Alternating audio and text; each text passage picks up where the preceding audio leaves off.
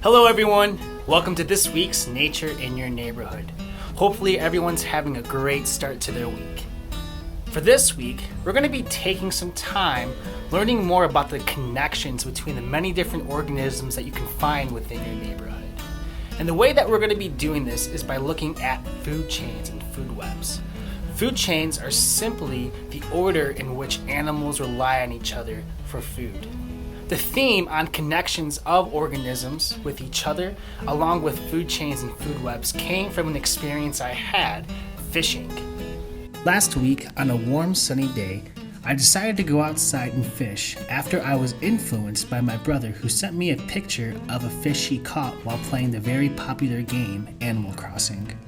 When I got to one of my favorite fishing spots, I realized that I forgot to bring bait. Luckily, I was able to find a worm under a log where I was fishing. It only took that one worm to get my first catch. It was a pretty small fish though. I knew there had to be bigger fish out there than the one I just caught.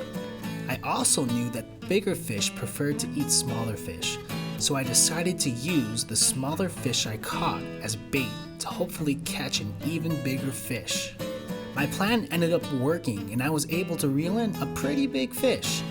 I was curious to see though if there were even bigger fish than that one, so I took it even one step further and decided to use that bigger fish as bait. I waited for a very long time and was about to give up when...